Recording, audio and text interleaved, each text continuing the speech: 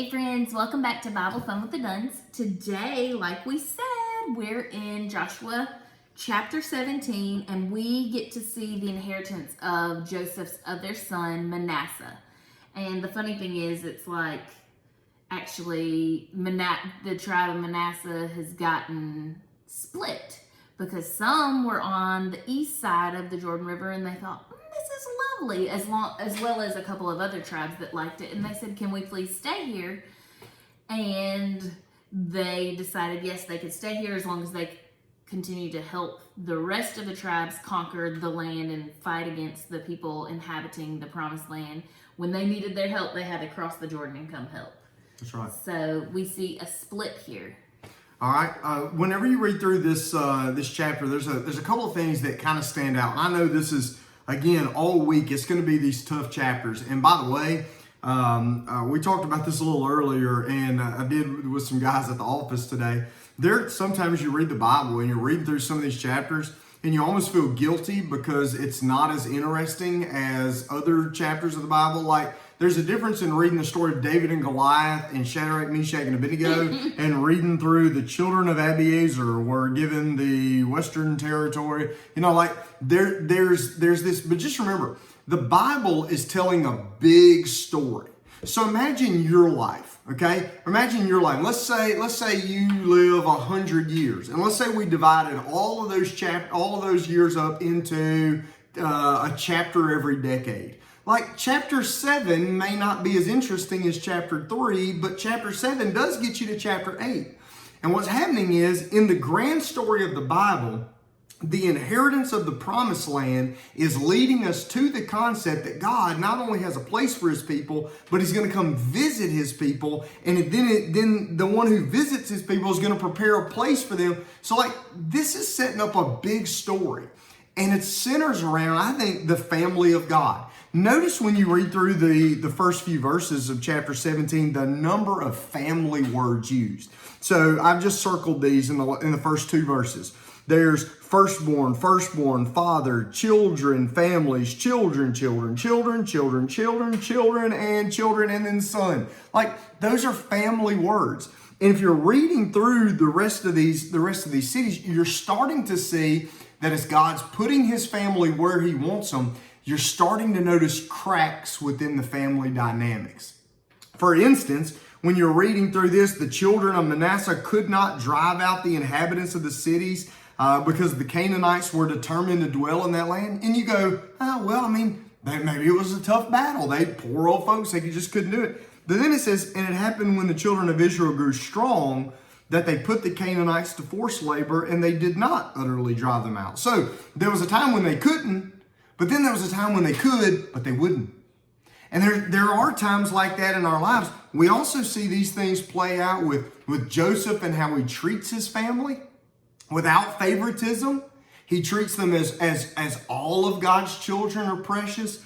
But I'm looking at this kind of stuff and I'm noticing some similar language. Okay, so go on down to the bottom part of the chapter where you know Ephraim and Manasseh are asking for more land, and they come to them and they say in verse 16, but the children of Joseph said, the mountain country is not enough for us, and all the Canaanites who dwell in the land of the valley have chariots of iron. Both of those are at Bethshan and its towns, and those are of the valley. And Joshua spoke to the house of Joseph, to Ephraim and Manasseh, saying, you are a great people and have great power.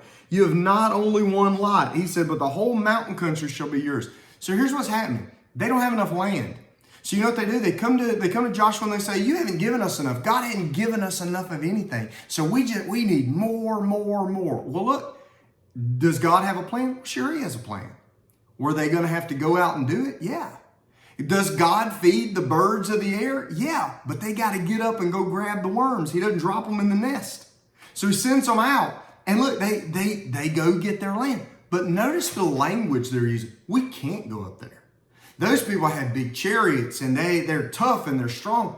Well, don't they sound like family? Don't they sound like their fathers who going into the promised land said, oh, listen, the giants are there. The cities are walled. We cannot go up there. We cannot do this. It was fear that kept them out of the promised land. And Joshua's come back. He goes, hold on, I've heard this before. You sound like mom and daddy. He said, you can do this. So get up and do it. I heard somebody today, I forget what we were even talking about. It's funny, I should think of it now. It said that the way we live our lives, it's like we live our lives and there are moments where it's like we shoot ourselves in the foot. Like we're our own worst enemies. But when we shoot ourselves in the foot with sin, what we're really doing is shooting our kids in the leg with it because it gets worse. And we're shooting our grandkids in the heart with it because it gets even worse. Like it's getting worse and worse and worse as it goes. And I think what we're seeing here is this family, listen, it took just a little bit for God to get them out of Egypt, but it's taking generations for God to get Egypt out of his people. And so watch this family dynamic and learn, but don't take the bad stuff with you. Pick up the good stuff and run with it. I agree. As I read this, there's this little bitty thing that I keep seeing throughout all of this inheritance, all this land allotment. Every now and then you'll see, but they did not drive them out completely. Back in the law, when God was telling Moses how they were going to conquer the promised land, he gave them very specific instructions in how to do this. And so I see those cracks also. So when I think about that, but then I look, like we're talking about Manasseh today, we're talking about Ephraim, and I look back at my magical map and I look at all this land that they had. Y'all, they had a lot of land. And then they come to Joshua and they're like, hey, we don't have enough. Did you forget, like, we're humongous and we've been super blessed, like, humble brag. We've been super blessed and we have a ton of people. And so Joshua tells them, you can go fight and conquer the land. God will be with you, but you got to do it. You got to work for it. We see the blessing. And what I really am reminded of is they're not deserving of this land that they get. They're not deserving of, they didn't earn God's power to be with them as they go and fight for the land.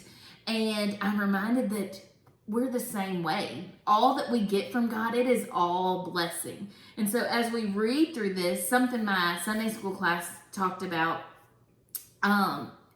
this can be boring, just to be real. We don't know these places. I get really excited. Like today it talked about Megiddo and Bet Shan, and I've been there, so that pumped me up and I started picturing it in my head. And that's really cool. And knowing that they live in those areas, the words mean something to them. But my class, we keep a gratitude journal because we want to see God all around us. And I've shared that a bunch with you guys, looking for God in the everyday things. And when God promises you something and he fulfills that promise, I promise that would be something you would add to that gratitude journal. And so for the Israelites, every word of this, all of their inheritance, that is fulfilled promise. That is their Eucharisteo. That is their thanksgiving for God doing what he said he would do. And so it's very personal to them. It's very important to them. And so as we read through it, I have to remind myself, you know, if this were my land, if this is what God chose to give to me, I promise I'd get my journal out and make a list of every single thing he said was mine, because I'm going to be like, that's mine, that's mine, that's mine, and put my monogram on it. Wouldn't you hate to be in a situation now, for thousands of years we've had record of this, and your word is not thank you, it's not enough. I mean, just be written across your story. This is your one comment you brought to the table was, it's not enough. I mean, that's pretty gutsy. You know, and then, you know, you look at a guy like Joshua. Did you know that Joshua was from the tribe of Ephraim? So these same people who are coming to him and going, we don't have enough. This is Joshua's family. This is first cousins, and this is the people who showed up and ate his fried chicken at his family get-togethers. And he says, not enough, huh? Then go get some more. God will be with you, but you gotta have faith. Listen, God is enough for you.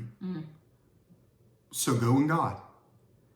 I like how Joshua handles this, because he could have showed some favoritism and said, my people are going to get this, but he didn't. You know what he told him? He said, you've already got favor because you walk with God. Now go walk with God and see what happens. I like that. Let's keep this in the forefront of our mind when we read this. This is not just history. This is theology. This is them walking with God, and we want to be where God wants us to be. We want to walk with Him too. So let's watch what they do, pick up the good stuff, and learn from the bad stuff. All right. See you tomorrow. Bye.